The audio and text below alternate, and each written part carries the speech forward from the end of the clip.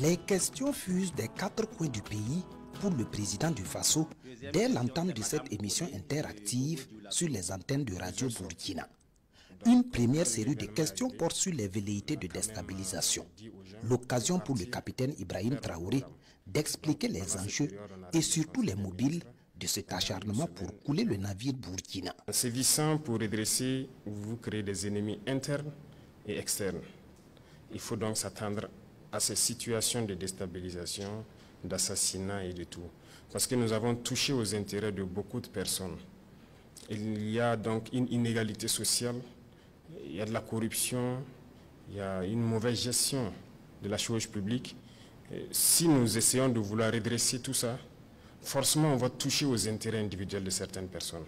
Et ces personnes très souvent sont riches, ont de l'argent, utilisent cela pour manipuler souvent des personnes plus pauvres qu'elles, pour nous les mettre à dos en fait. Ça c'est à l'interne et ces mêmes personnes n'hésitent pas à coaliser donc avec les forces impérialistes qui passent leur temps donc à nous endeuiller, à nous appauvrir. L'autre point, ce sont ces forces extérieures-là. Il y a beaucoup de pays aujourd'hui qu'on a sous le dos et on n'a pas le choix, il faut le faire. Voilà, si nous voulons que notre patrie soit indépendante, si nous voulons notre souveraineté, si nous voulons que les Burkinabés mangent à leur faim, si nous voulons que nos enfants aillent à l'école sans payer un franc, si nous voulons que demain, le paludisme qui est une des maladies les plus répandues au Burkina Faso, que nous puissions soigner notre population sur certains mots à 0 franc.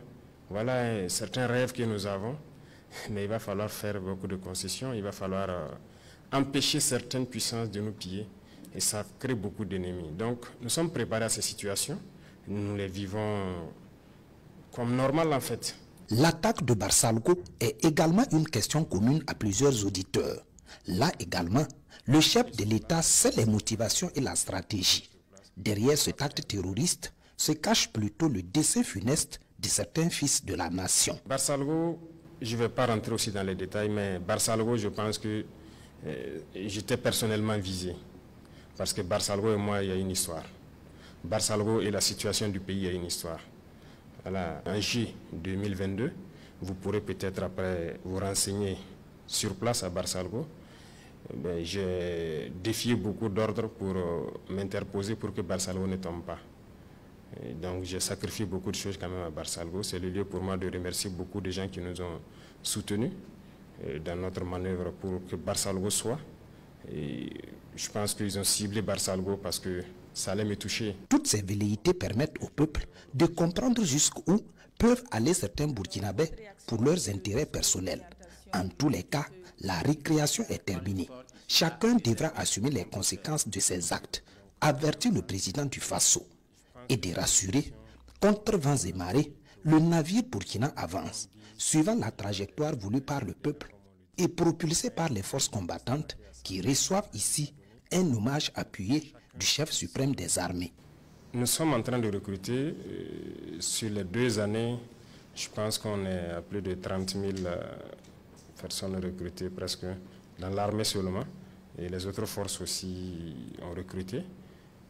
Nous avons doublé, sinon même plus, la masse de forces donc, au niveau de l'armée des terres pour pouvoir faire face. Mais nous partons aussi à un rythme un peu lent parce qu'il y a beaucoup de choses qu'il faut autour du recrutement.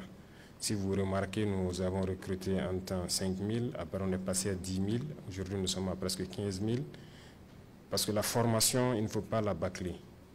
Et c'est l'occasion donc de remercier donc, certains pays, donc, notamment les pays de l'AES, qui nous ont donné un coup de main au départ. Le Niger, nous avons envoyé des troupes au Niger formées pour revenir s'installer. Nous avons envoyé des troupes au Mali formées. Nous en avons envoyé donc au Togo.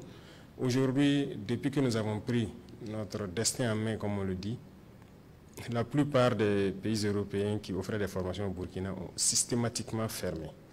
Et certains pays, malheureusement, donc, qui sont nos voisins, ont automatiquement aussi fermé les rapports militaires avec nous. Tout cela participe de la souveraineté, puisque désormais, les formations militaires s'effectuent dans l'espace AES, répond le chef de l'État à un groupe d'auditeurs qui s'intéressent aux résultats engrangés depuis l'institution de la Confédération des États du Sahel. L'AES est une cible voilà, c'est voir des Africains s'unir, c'est pas bon pour d'autres personnes. Donc il faut tout faire pour casser cette alliance. On comprend, mais nous sommes là pour ça.